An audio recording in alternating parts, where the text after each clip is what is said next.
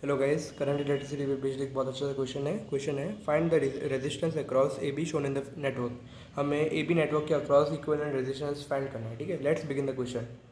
Guys, जब भी आपको 5 या 5 से ज़्यादा नेटवर्क दिखे तो आपका फर्स्ट स्टेप रहेगा कि वो चेक करना है आपको कि व्हीटस्टोन ब्रिज है कि नहीं। यहाँ पे 6 रेजिस्टेंस का नेटवर्क है तो हम पहले चेक करेंगे कि व्हीटस्टोन ब्रिज है कि नहीं। तो सपोज़ ये पॉइंट जो है उसको हम एक्स मान लेते हैं और ये सपोज़ ये पॉइंट को वाई मान लेते हैं। अभी हमें चेक करना है कि ये व्हीटस्टोन ब्रिज का है कि नहीं।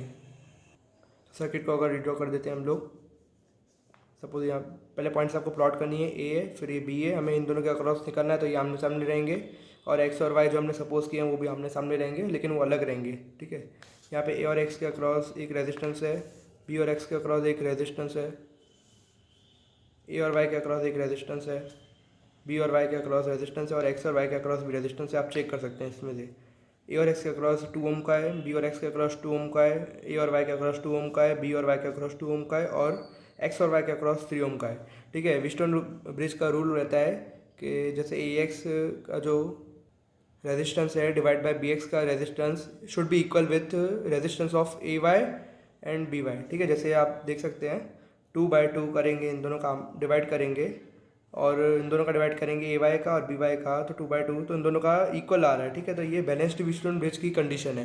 दूसरा मेथड भी होता है बैलेंस्ड व्हीटस्टोन ब्रिज को चेक करने का कि आमने सामने वाले का क्रॉस मल्टीप्लाई कर देना है। ठीक है, तो अगर हम 2 और 2 को मल्टीप्लाई करेंगे तो 4 हो जाएगा, 2 और 2 को मल्टीप्लाई करेंगे तब भी 4 हो जाएगा। तो ये कंडीशन है कि ये बैलेंस्ड व्हीटस्टोन ब्रिज है। तो अभी इसमें से करंट कोई फ्लो नहीं करेगा मिडल ब्रांच में से, एक्स वाई ब्रांच में से। तो अभी इन दोनों ये दोनों रहेंगे और ये दोनों रहेंगे। इसको भी फिर से रिड्रॉ कर देते हैं, ऐसा हो जाएगा। और फाइनली ये ए बी वाला पहले से ही प्रेजेंट है, इसको भी हम लगा देंगे। हमने आर इक्वलेंट इन सीरीज़ का फॉर्मूला पढ़ा हुआ है R1 + R2 और आर इक्वलेंट इन पैरेलल का पढ़ा हुआ है 1/r। लिख के दिखाता हूँ, 1/r equivalent is equal to 1/r1 + 1/r2। ठीक है, इन दोनों को अगर हम सीरीज़ में ऐड कर देंगे 2 और 2 ये जो ऑलरेडी है, 2 और 2 को ऐड करेंगे तो 4 हो जाएगा, 2 और 2 को ऐड करेंगे 4 हो जाएगा। तो फाइनल कंडीशन बनेगी, चेक कर सकते हैं आप, 4 4 और 4 ये सारे पैरेलल में अटैच्ड है, 4 4 और 4। अब 1/r इक्वलेंट का हम फॉर्मूला लगा देते हैं, 1/r equivalent is equal to 1/4 + 1/4 + 1/4। तो 1/r इक्वलेंट हो गया 3/4। तो आर इक्वलेंट कितना हो गया 4/3। तो यही आर इक्वलेंट है across A and B points के। ठीक है, तो क्वेश्चन जो कह रहा था find the resistance across A B shown in the network, तो ए बी नेटवर्क के अक्रॉस जो इक्वलेंट रेजिस्टेंस आ रहा है उसकी वैल्यू है 4/3। That's it's the answer.